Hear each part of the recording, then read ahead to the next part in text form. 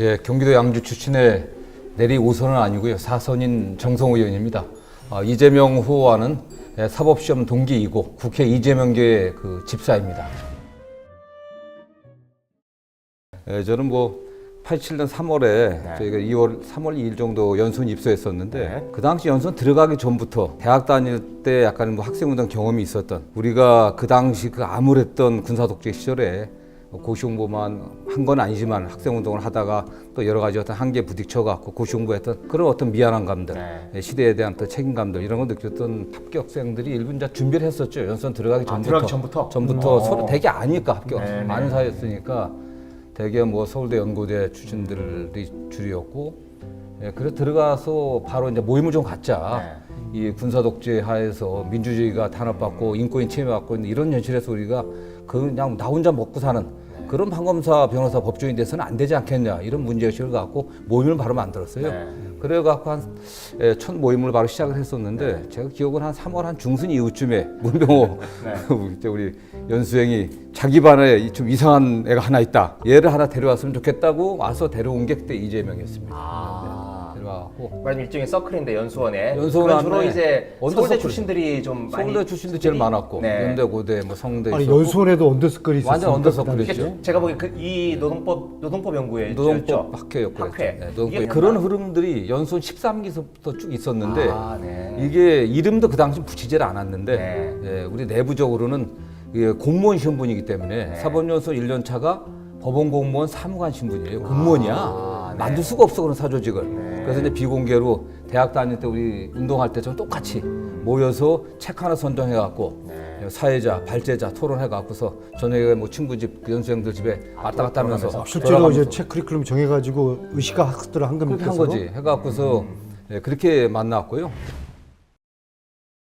저는 우리 이재명 후보에 대한 감동하는 게 연수원 들어가면 다 그 당시 80년대 사법시험 합격하고 그 사람들 대개는 60년대 전후에서 태어나갖고서 초등학교, 중학교 60, 70년대 다녔는데 고생 안 한 사람이 없잖아요, 사실. 고생 안 한 사람이 없는데 나도 내가 굉장히 고생하고 살아온 걸로 생각했는데 이재명 얘기하니까 이건 얘기할 수가 없더라고, 사실은요. 근데 그런 친구가 되게 그런 분들뿐만 아니라 사법시험 합격하고 나면은 다 나중에 판사, 검사 같은 변호사가 돼갖고 우리 사회 사회적 약자들, 돈 없고 힘 없고 빽 없는 사람들 이 사람들이 열심히 하겠다, 도와주겠다 다 말은 그렇게 다 합니다. 약속 지키는 자들 별로 없어요, 사실. 근데 저는 그 신문기사는 최근에 봤어요. 86년 11월 3일자 경일보 기사에 이재명 씨 관련해갖고 검정고시로 공부해갖고 대학 마치고 고시 합격했다. 그때 그 당시 표지가 성남에 가서 변호사 사무실 열어갖고 약자들을 위해 억울한 사람들을 위해서 일하겠다 그렇게 얘기했는데 그 약속을 이재명이 지킨 겁니다. 초등학교 출신이면서 소년공으로 고시된 경우가 거의 없죠. 듣지 못하고 이게 그 당시에 얘기니까. 지금의 로스쿨 나오거나 지금의 변호사 시험 합격한 거하고는 급이 달랐습니다. 그렇죠. 그 당시는 87년도 12월부터 연수에 들어갔는데 제가 그 당시 마땅히 이재명과 가까워진 게 성남지청에서 연수를 했어요. 지청에 가서 들어가니까 15들한테도 다 영감님이라고 불렀습니다. 이 판검사 변호사의 끝발이라는 게 대단했습니다. 그렇죠. 지금하고는 비교할 수가 없을 정도야. 군사독재 시절이니까. 15한테도 영감님. 다 영감님이라고 불렀죠. 변호사들, 원로 변호사들 영감님이라고 하고 대우가 그랬습니다. 그 다음에 연수원 다니게 되면은 다 소위 말하면 그 당시에 마담 뚜라고 다 리스트해 갖고서 고시 합격 간 사람들 부잣집 좋은 집 다 이런 집에서 중매 들어오고 이런 때였어요. 사실 그 당시가.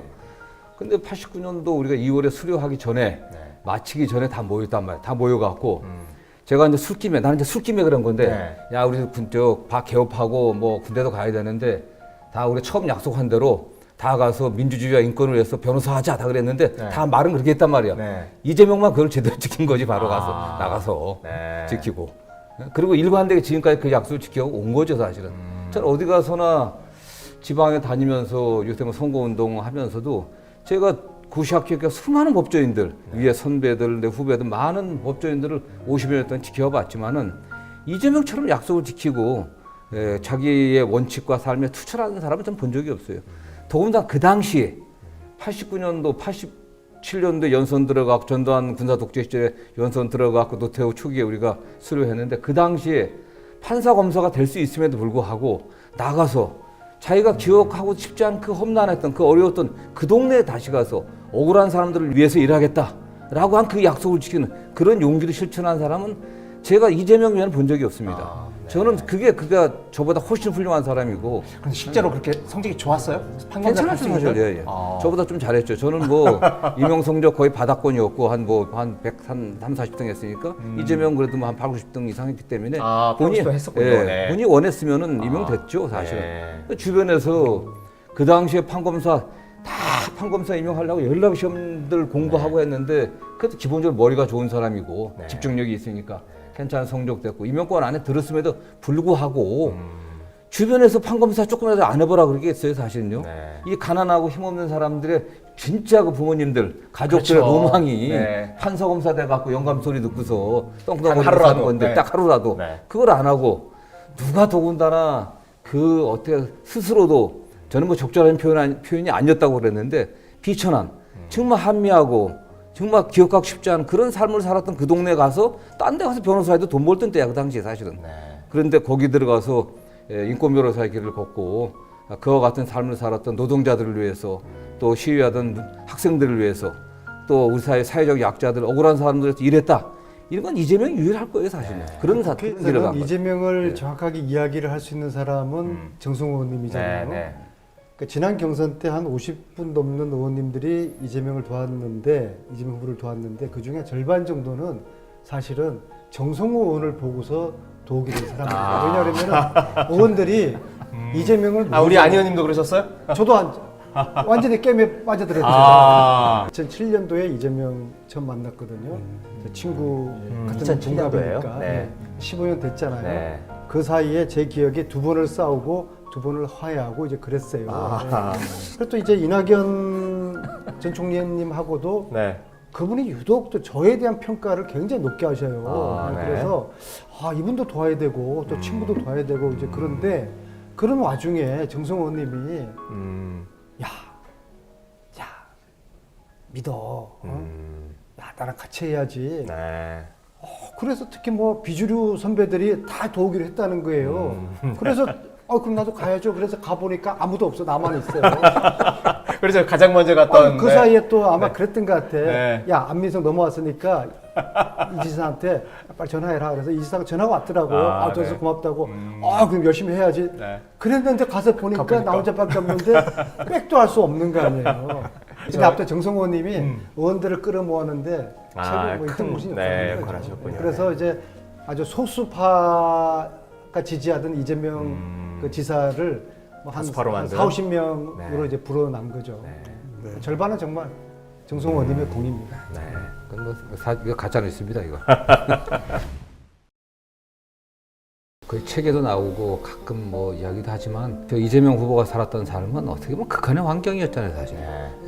초등학교 다니시는 시절은 뭐 먹고 사는 끼니 걱정을 해야 되는 거였고 초등학교를 마치고 친구들이 교복 입고 가방 들고 학교 갈 시절에 본인은 공장으로 터벅터벅 걸어가야 했던 그 소년공의 그 심정들 그런 한계 상황 극한의 그런 신산하고 힘들고 외로웠던 상황이었죠 사실은. 그다음에 뭐 형제들이 있었다고 하지만 주변에 친구가 있었겠 누가 있었겠습니까? 가장 어린 나이에 공장 다니면서 공장에 뭐 작업 반장이 뭐 저도 술 먹어 들었던 얘기지만 갔다가 애들은 혹시 타고날까봐 응? 한 대씩 때리기도 하고 뭐 그런 어떤 신선한 삶을 살았기 때문에 굉장히 고독하고 외로웠죠 사실은 그게.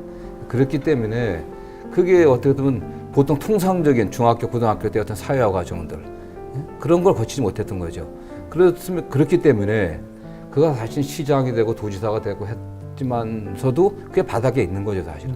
그런 걸 어쨌든 자기 의지로서 극복하고 희망을 본인이 만들어냈지만 다른 사람들 표현하고 했던 그런 것들은 좀 쉽지 않았던 거지. 근데 굉장히 또 노력을 또 많이 했어 그것도. 정말 우리 이재명 후보를 보면은 노력을 많이 해갖고 그런 측면에서 더 적극적으로 하려고. 그럼 이재명은 머리 좋은 천재 이렇게 규정하면은 맞는 말입니까? 그거는 좀 부족하고. 그러니까 노력하는 천재. 노력하는 천재. 근데 많은 사람이 궁금한 게 중고등학교를 안 다녔잖아요. 근데 이제 사법고시라는 게 못 다닌 겁니다. 네, 죄송합니다. 사법고시라는 게 못 다닌 겁니다. 네, 죄송합니다. 사법고시라는 게 아무리 암기 위주라 할지라도 기본적으로 중고등학교 시절에 기본적인 지식이라든지 어느 정도 학습 능력이 깔려 있어야지 사법고시 준비가 되고 합격할 텐데 20살 돼가지고 사법고시 책을 가지고 공부를 해서 사시 합격하는 게 이게 가능한가요? 물론 뭐 과거에 그 80년대 지금도 기본적으로는 비슷하긴 한데 고시가 외시대 행시된 사법시험이 특히 사법시험 같은 경우는 암기력 싸움입니다. 사실 기억력이 좋은 사람이 일단 법조문도 잘 외우고 구석에 처박혀 있는 판례들 잘 암기해 갖고서 잘 쓰는 게 가장 기본적인데 이재명 우리 후보는 뭐 암기력도 탁월하지만 그 탁월한 상황 판단력들 그 종합적인 분석력들 그런 것도 굉장히 뛰어난 것 같아요. 그게 지금 이렇게 쭉 보면은 그 당시도 어떤 상황에 갔을 때 그러니까 시장이 되거나 도지사 됐을 때도 대중들이 뭘 요구하는 건지 시민들이 도민들이 뭘 요구하는지를 빨리 개최하는 것처럼 사법연수원 시절 기억을 더듬어 보면은 굉장히 빨리 파악하는 거야. 그 상황 판단력, 그 종합해갖고 판단하고 분석하고 판단하고 결정을 내리는 이런 능력들이 이게 훈련된 거라기보다는 좀 타고난 게 아닌가 이게. 그 당시에 타고난 이재명 선생이 장래에 큰 어떤 인물이 될 것이다.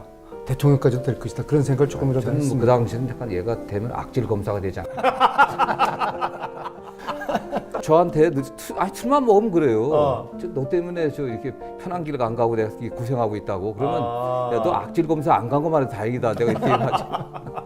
그 얘기가 있는데 이 후보가 이제 저한테 술 마시면 가끔 했던 얘기 중에 하나가 안동에서 이제 검사 시보할 때 굉장히 좋아했대요.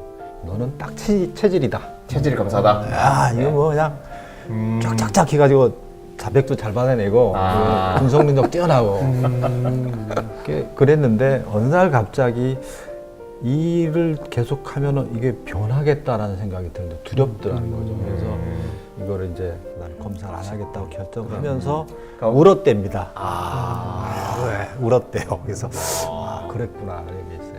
하나를 선택하고 하나를 하나를 포기해야 버려야 되는 되니까. 거죠. 끊임없이 고민하고 공부하고 또 노력하고 있으니까요.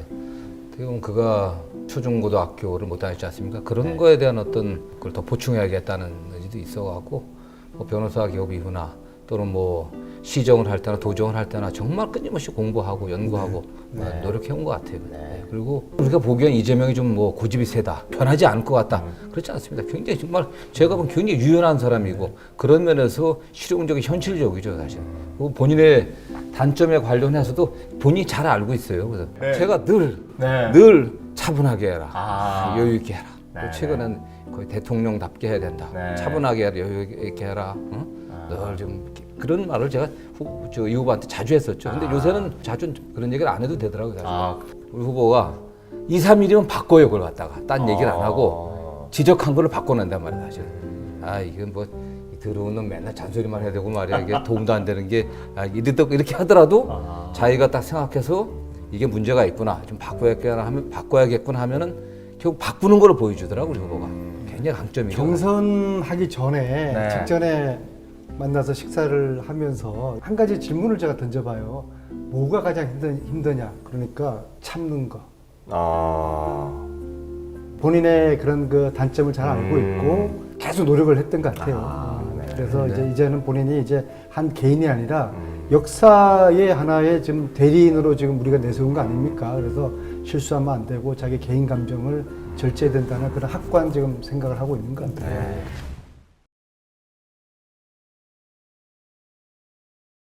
저는 뭐 그게 크게 문제라 생각을 안 하고요. 어떻게 보면 김대중 대통령은 꽤 오랫동안 민주화 투쟁을 하시면서 정치인들과 교류하면서 사실 또 정치적 부채도 많으셨습니다. 노무현 대통령도 굉장히 또 사실 오랜 기간 또 민주화 운동도 하시고 지역주의 국가하고 애쓰셨지만 또 많은 정치적 인연들이 많이 갖고 계시죠. 문재인 대통령은 또 두 분의 자산을 이어받은 분들이고 이재명 후보가 여의도에 어떤 그렇게 할 그런 정치적 인맥이나 그런 자산은 많지는 않았습니다. 그러나 성남에서 89년에 변호사 기업해갖고 성남의 대중들, 성남의 민초들, 우리 사회 사회적 약자들과 늘 함께 해왔고 그런 걸 실천해 오다가 단련된 어떤 정신 상태를 가지고 또 시장이 되지 않았습니까? 그가 그렇게 준비되지 않았다고 하면 성남시장은 사실은 부패하고 감옥으로 가는 지름길인 그런 시장이었어요, 그게. 막 개발되고 있고 서울에 붙어 있고 이권이 어마어마하게 많은 그런 지역이었는데 그 시장이 돼갖고서 그런 것들을 단호히 배격하고 시장으로서 어떤 성과를 또 낼 수 있었고 경기도에 와서도 마찬가지고 경기도만 해도 사실 국가의 축소판입니다. 네. 경기도 인구가 지금 뭐 거의 1,400만 육박하니까 거기서 본인 실력을 보여줬기 때문에 저는 그가 여의도 내 사실은 기성 정치권의 인맥이나 자산은 좀 부족하지만 그러나 우리 국민들하고들 함께 해왔기 때문에 대한민국의 어떤 정치인들보다도 대한민국의 민초들과 함께 해왔기 때문에 그게 큰 힘이라고 생각합니다. 네, 우리 사회 국민들의 그 정치개혁의 열망들이 굉장히 크잖아요. 네. 정치권이 바뀌어야 된다. 그런데 그런 국민들의 정치개혁의 열망도 좀 실현할 수 있지 않을까. 그가 만약 국민들의 선택을 받게 됐을 때 어떠한 정치적 부채가 없이 국가를 오직 국가를 사랑하고 국민을 사랑하고 발전시킬 수 있는 유능한 인재들을 발탁했을 수 있는 그런 조건이 굉장히 유리한 조건이 있다고 생각합니다. 이재명 후보가 국민의 선택을 받는다고 하면은 세종대왕 이후에 네. 가장 유능한 지도자가 되지 않을까 기대해 봅니다. 사실 세종대왕 그랬거든요. 그렇죠. 대한민국 역사는 가장 실용적인 대통령이었습니다. 애민정신에 입각해갖고 한글을 창제했고 그 당시에 전국의 농지를 개량하고 또 양전사업 벌여갖고서 농업생산력을 갖다 대폭 또 높였지 않습니까? 네. 뭐 농사직설 같은 농업 관련 책들도 저술했었고 또 우리나라의 과학기술이 그 당시에 가장 발전했죠. 천문역법 네. 비롯한 여러 과학기술도 대단한 발전을 이뤘고 문화도 우리 전통 그 악을 갖다 정리해갖고서 문화도 창달했고 사실은 그게 실용이거든요. 국민들이 원하는 바였고 우리 시대에 우리 국민들이 원하는 그런 거 아니겠습니까? 결국은 국민들의 삶을 정치뿐만 아니라 경제, 사회, 문화 총체적으로 향상시킬 수 있는 그런 의지와 능력을 갖고 있는 그런 지도자. 저는 뭐 이재명 후보가 하는 그 실용이라고 하는 것이 단 뭐 어떤 개혁을 포기하는 게 아니라 정말 가장 실용적인 것이 가장 개혁적인 거고 그게 저는 세종의 리더십이라고 생각하고 있고 세종대왕 이후에 우리 사회 전체를 갖다 좀 뭐 혁신시켜갖고 국민들 좀 행복을 좀 느낄 수 있는 그런 나라를 만들어줬으면 좋겠습니다. 네. 우리가 지금 세계 10대 모든 지표에서 세계 10번째 안에 세계 그 상위권의 강국이지만 국민들 행복 지수는 바닥입니다. OECD 국가 중 최악의 회사입니다. 청소년 자살률, 노인 자살률, 노인 빈곤율 가장 나쁜 지표 아니겠습니까? 교통사고도 가장 많이 나고 있고 그 행복감을 느끼지 못하고 있어. 그렇게 자살하는 거 아니겠습니까? 아무리 지표가 다른 경제 지표가 높으면 뭐 하겠어요. 그렇기 때문에 국민들이 좀 행복감을 느낄 수 있고 대한민국에 살고 있다고는 대한민국 국민으로서 어떤 자부심을 갖고 만들 수 있는 그런 지도자가 될 자질이 있고 그렇게 되기를 희망합니다. 사실은.